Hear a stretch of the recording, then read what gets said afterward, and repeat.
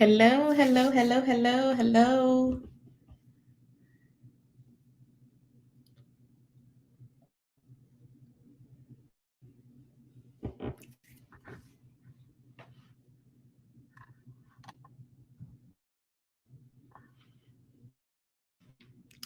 Hello, hello, hello, hello, hello. If you are on here, go ahead on and hit that share. We're gonna jump right on in on today. Do you want to stick around for today? Like I'm just gonna go ahead on and tell you, I have something that I would like to share about a dream that I had. And it's related to today's topic. So go ahead on and hit share if you're in here. If you don't know who I am, I'm Dr. Tiffany Ross, and I am a therapist, a marriage and family therapist, and a relationship expert. In our coaching business, we specifically work with women who are healing and recovering from traumatic relationships. So when we start talking about, which we've been talking about, generational trauma, I see a lot of that with some of the people that I work with. Like, it didn't start with you. It usually goes way back.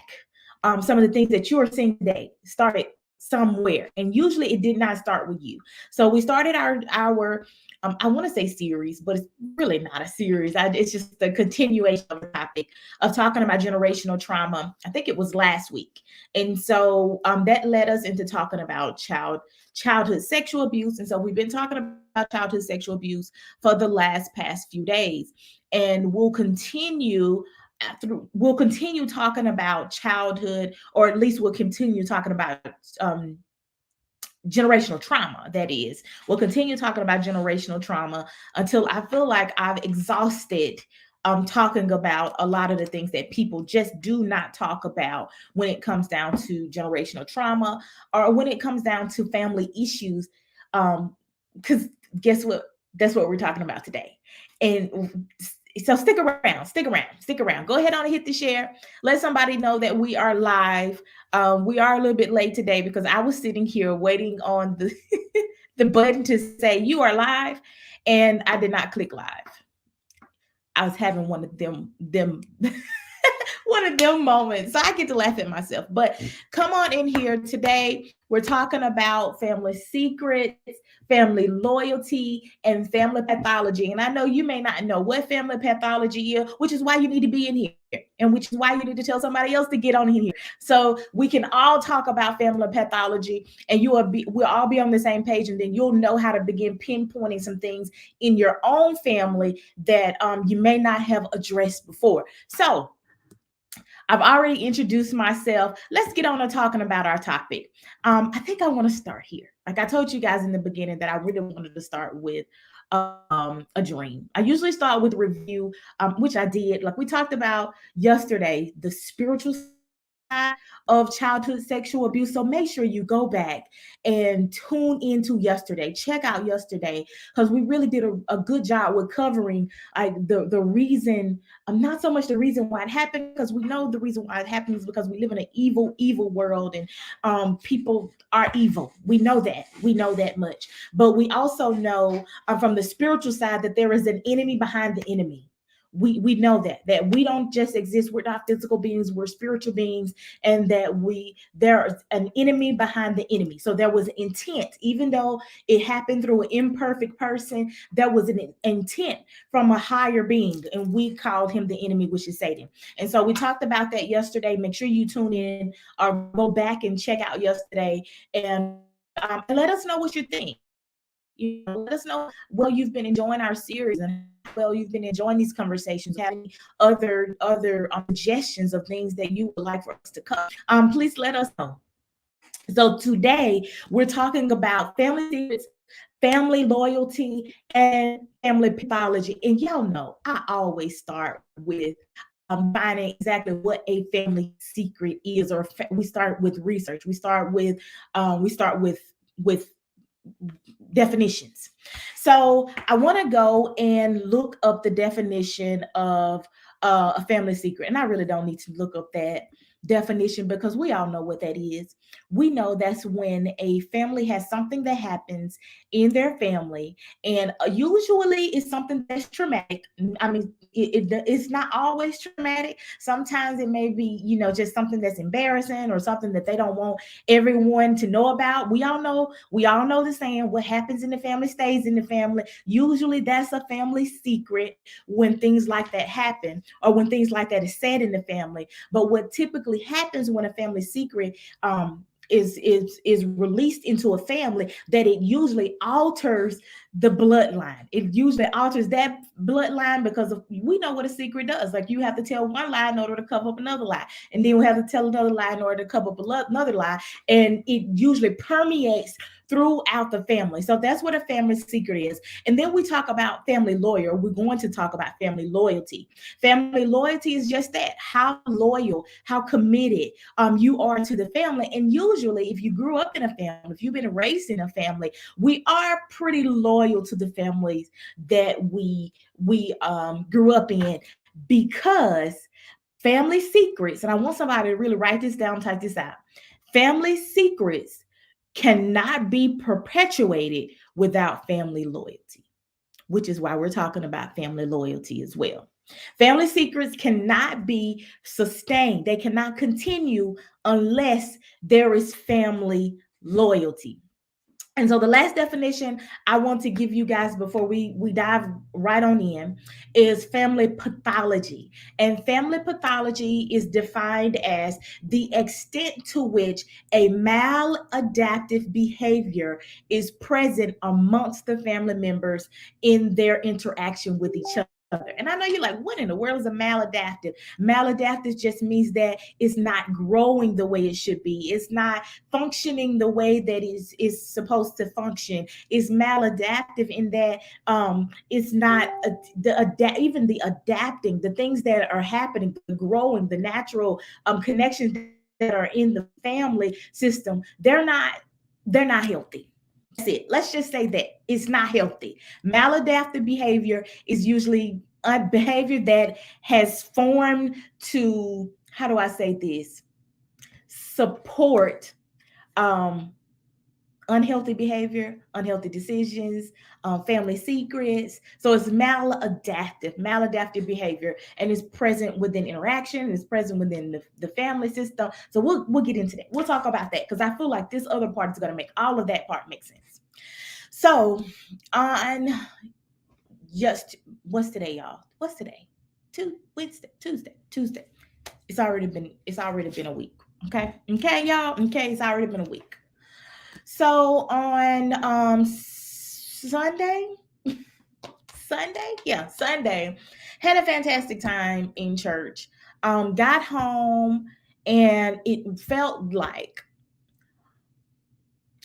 all hell broke loose on Sunday night.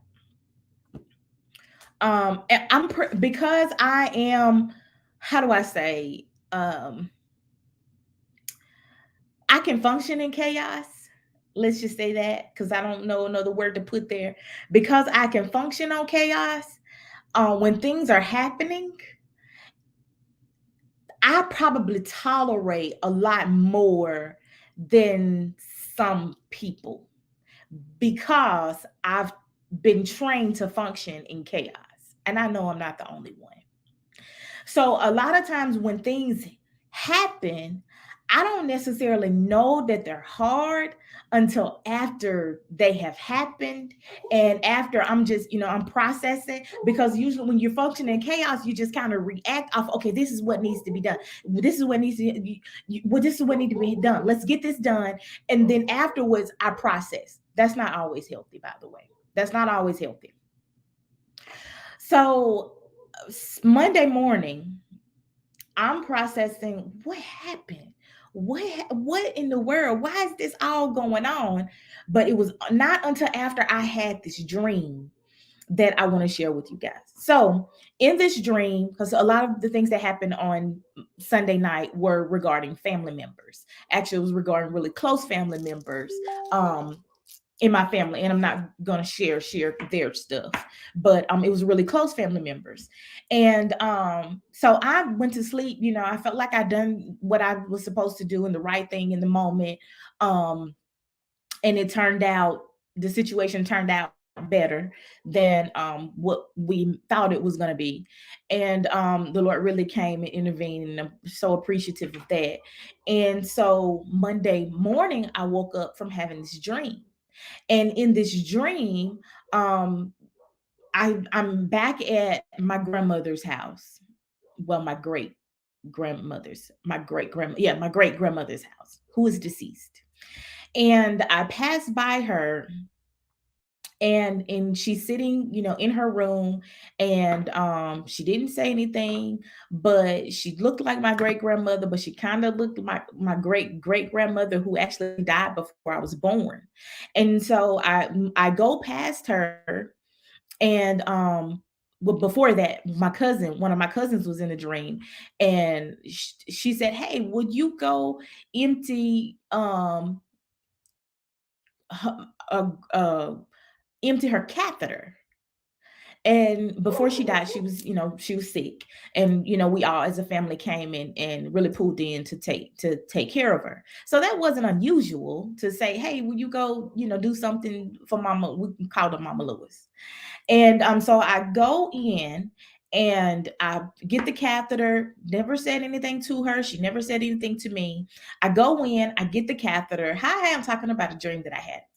I go in, I get the catheter, and I take the catheter to the bathroom, right?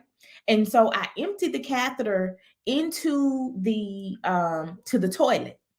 But in doing so, there's water that's coming out everywhere, and there's and the water's getting on me, and I'm like, I gotta go. Like, I was headed somewhere. I was headed to destination even before I got over there.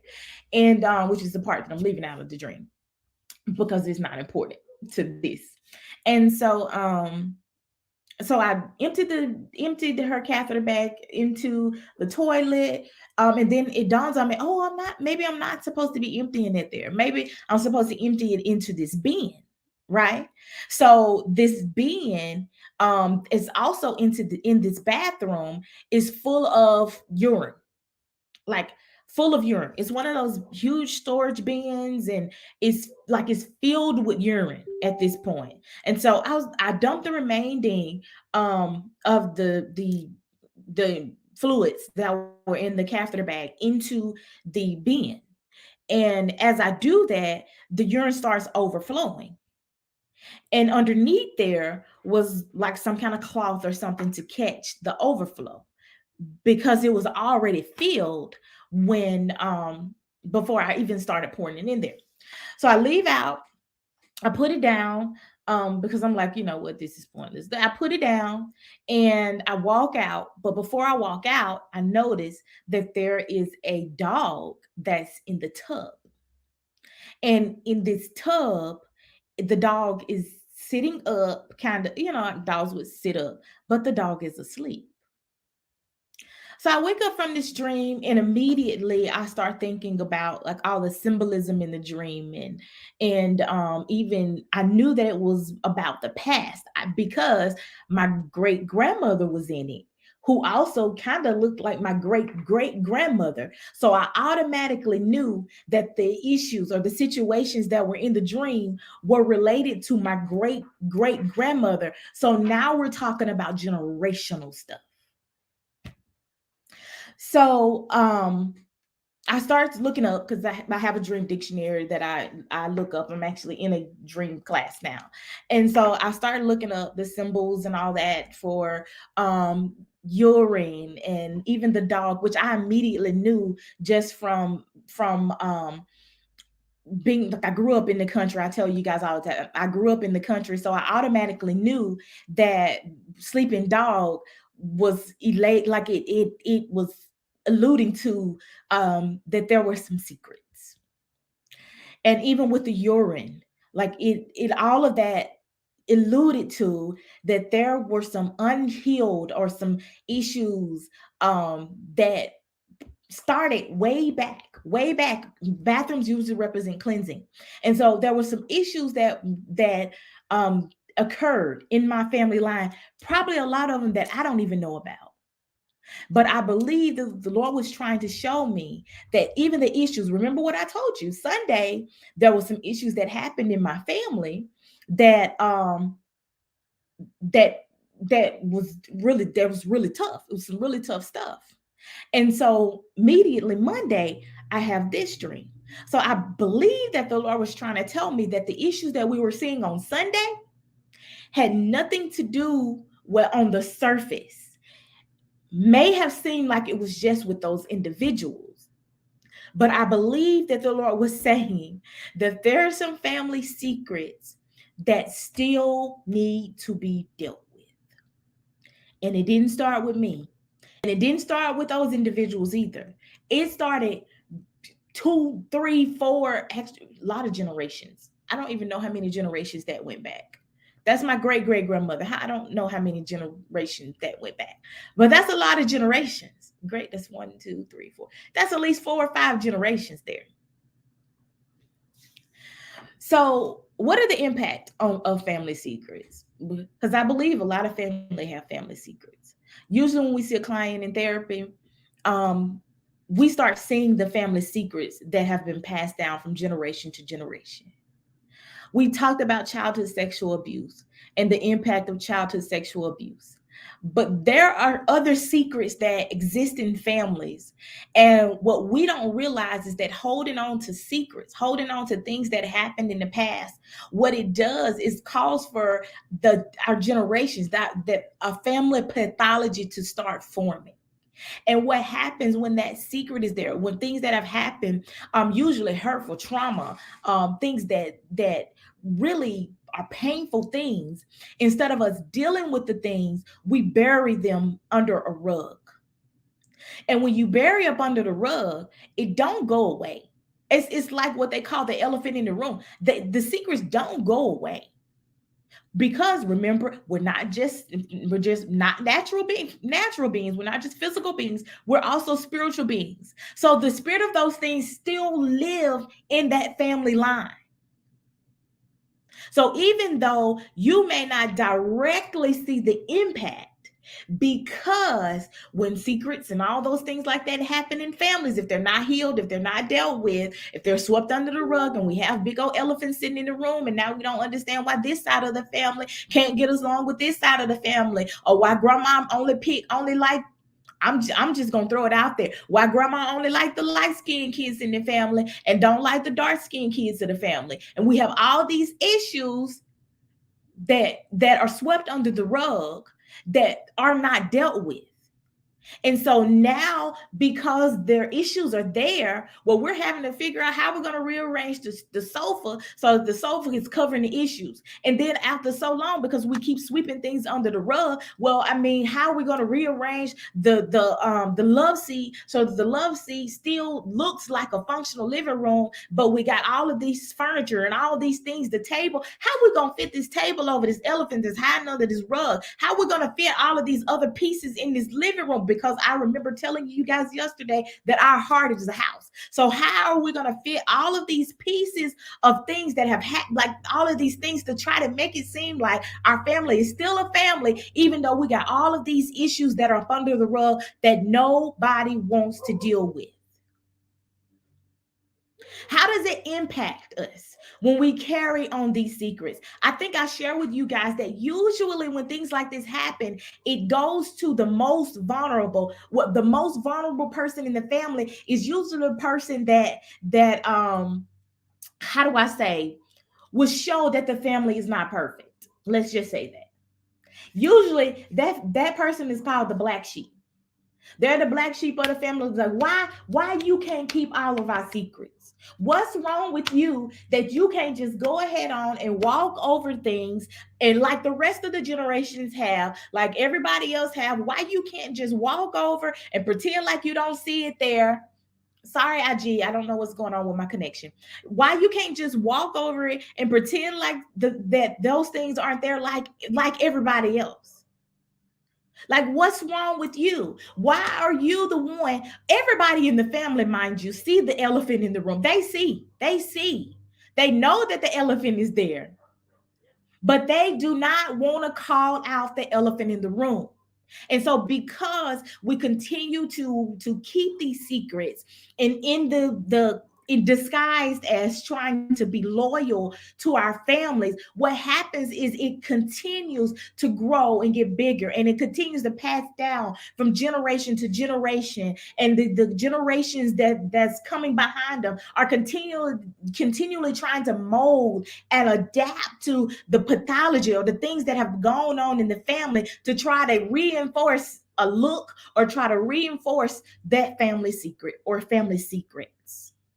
So, how do you begin pulling away from that? I thought we were going to only be on for 15 minutes. I'm going to try to wrap this up in a few minutes. So, how do you begin pulling away from that? Well, I hope that you have decided that you are the generational cycle breaker in your family. I hope that you already decided that. Chances are, if you're watching me, it's because you have decided to not be that person to continue those family pathologies as they exist. So I was telling you about my family. So Monday, when all hell broke loose, our typical pattern in our family, I'm just going to put my family out there because I am the generational cycle breaker in my family. And there are some more that are generational cycle breakers. But I have vowed to not keep secrets that, that shouldn't be kept, especially when it's not helping the people heal. Because I'm the cycle breaker, I'm going to put this out there. So with my family, what typically would happen when something bad happens in the family is the only certain people know, and then those certain people just kind of talking code around other certain people, and we just kind of hold on to that. And we might have a few circle of people that's just gonna pray, and then we keep it from everyone else, but no healing is taking place. The load of that is not even being shared in the family system. So what I decided to do when Sunday happened in my family, what I decided to do is to not keep the load of that for myself. I reached out to some of my support systems. I reached out to some of my family members that I knew that I had numbers for and could kind of pull in and help.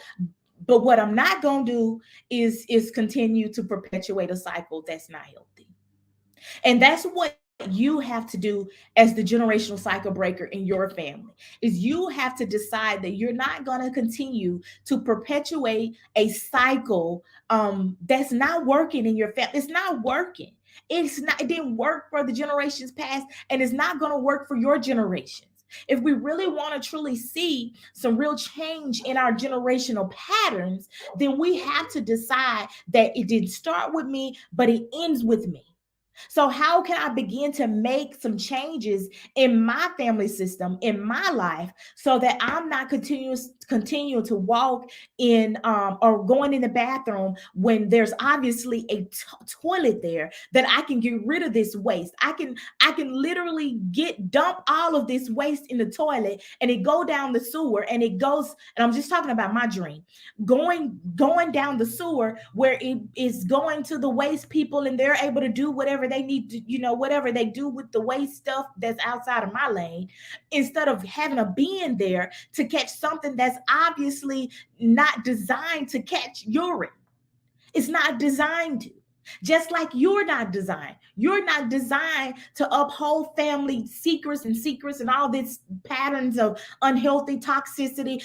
You're not designed to hold that. Your heart is not designed to hold that. So we have to begin cleaning out our hearts, begin cleaning out these family secrets and these things. We have to begin letting the lid off of them. They weren't yours to begin with. Let it go. Don't hold on to that stuff. Let it go. Get the help that you need, just like I did. I reached out to my supports that I knew were going to check in, that I knew were going to hold me accountable. I reached out, got some help. And that's what you do. That's what you do. And yes, your family may not like you. Let's go and throw that out there. Your family may not like you. They may call you the black sheep and wonder why you just took the lid off of generations of stuff, and why you really just call Uncle so and so out for being the family child molester. That your family may not like you. But you have to decide which one is best for you. Is it better for you to continue to hold on to, I mean, come on, y'all, generations of stuff? Hold on to generations of stuff that wasn't yours. It's not yours. It's not yours. It's not yours. Put the responsibility where the responsibility lies. The dream says let sleeping dogs lie. Okay, let's sleep. We're not letting sleeping dogs lie. Okay, that's what we're not going to do. We're disrupting cycles over here. We're disrupting cycles over here. We're not letting them lie. We're not letting them lie. Wake them up so that we can deal with them and be healthier on the other end. I have come to my time. Actually, I think I kind of exceeded my time, and it's okay.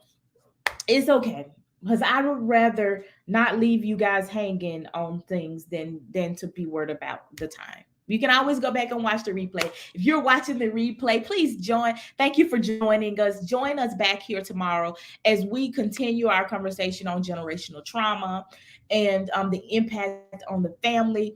I hope I've made that clear. So if you have any questions, I definitely will take questions. I know a lot of people end up emailing me, messaging and messaging me. I do have a free discovery call for those who would like to begin exploring some things, because I know if I'm talking, it's hitting somebody, and you're starting to, like, it's starting to resonate, and you're starting to remember things and about your family. You're doing a hard look at your own family patterns and all this stuff, and seeing where things have just not been well, or where things have been swept under the rug. I know you are. I know you are. So let's not process that alone. You don't have to. If you are already seeing a therapist, that's completely fine. These are things that you can begin taking back to your therapist and say, hey, I was thinking about, and let your therapist begin to help walk you through how to work through some of these things. I can't tell you the amount of people that I see that I say, well, I've never even shared this with my therapist. Why not?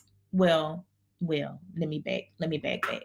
Because as therapists, we have to do a good job with making sure that we're assessing properly and that we are creating an environment where clients feel safe. So if these things are hitting you, we do offer a free discovery call where we help you either with a referral and figure out what's good in your city, or wherever your location is, or we schedule you to come on back and get some coaching with us.